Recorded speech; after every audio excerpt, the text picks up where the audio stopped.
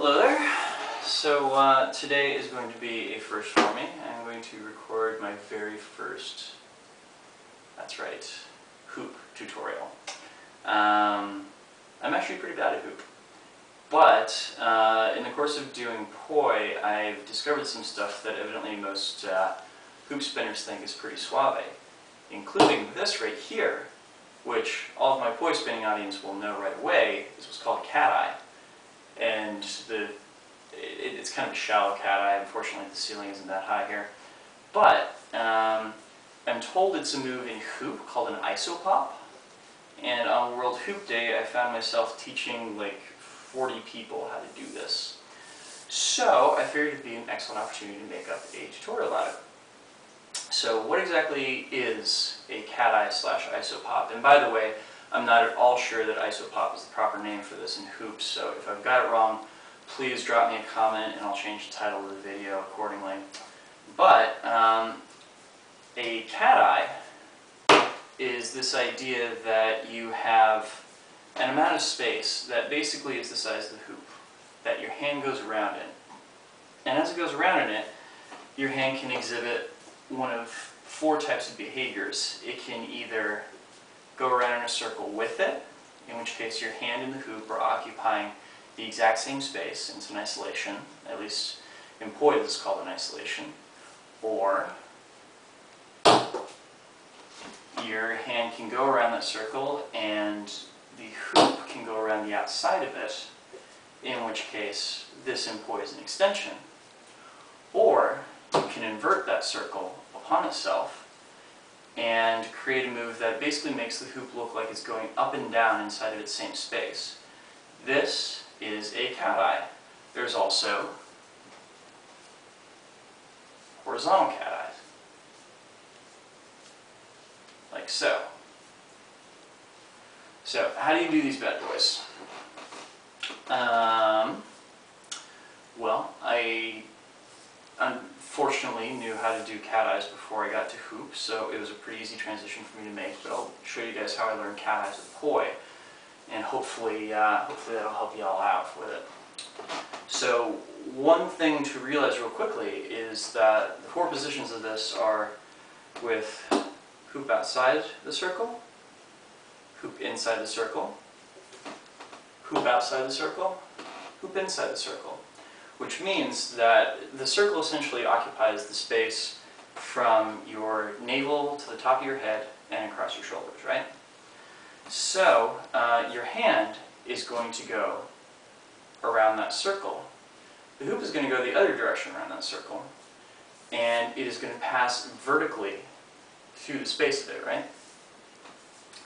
To get us to the point where we're there, try breaking it down first into the four steps. That is, down here it's going to be resting on the back of your hand, and then you're going to roll it up such that your hand is even with its native side shoulder, and the other side of the hoop is even with the opposite side shoulder. Then you're going to rotate around once again. Once again, I apologize for the ceiling. Until your hand is as high as it'll go center line. The hoop, of course, should be directly above it.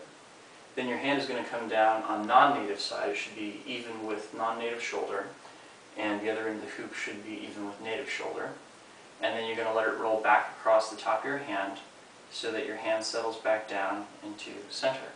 So the positions of the hand, once again, center low, native shoulder, center high, non-native shoulder, center low, native shoulder, center high, non-native shoulder. The hoop is going to be center low, non-native shoulder, center high, native shoulder. And when I say native shoulder, I'm talking about the shoulder that the hand you're using originates from. So once again, for the hoop, it's center low, non-native shoulder, center high, native shoulder, back down. Okay? I know this is kind of weird to visualize, but stick with me here. So if you're at a point where you're reasonably comfortable with those 4 points mapped out, the next step is to get comfortable with what's essentially a bouncing motion. I normally think of this as almost being a basketball dribbled in inverse, that is dribbled straight up rather than dribbled straight down.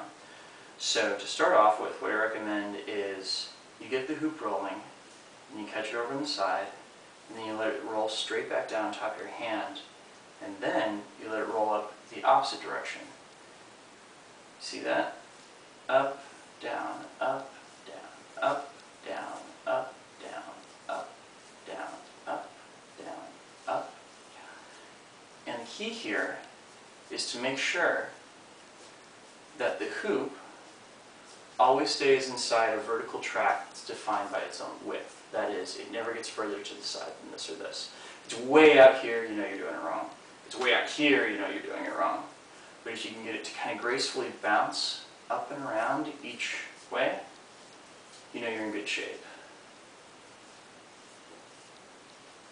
So once you get comfortable bouncing it around to either side like this, try doing the bounce up. So I would start off with your hand at native shoulder. And what you're going to do is you're going to push it up and around and back down to the other side. Up and around, whoop, back down to the other side.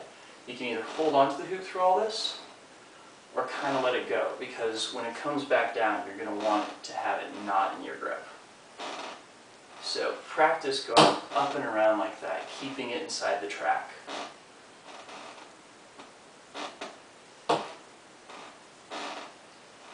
And really it should feel almost weightless when it's at the top, because you want the momentum of it to carry it back down. Right?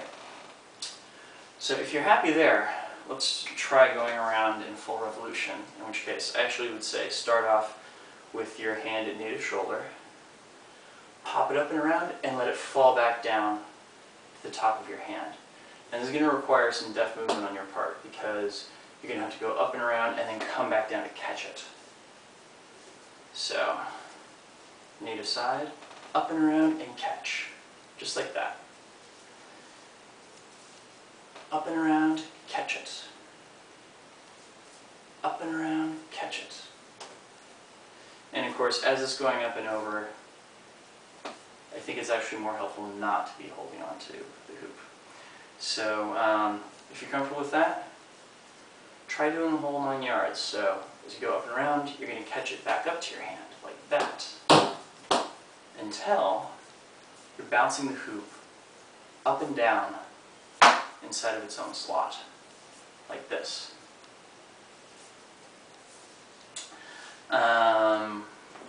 Yeah, so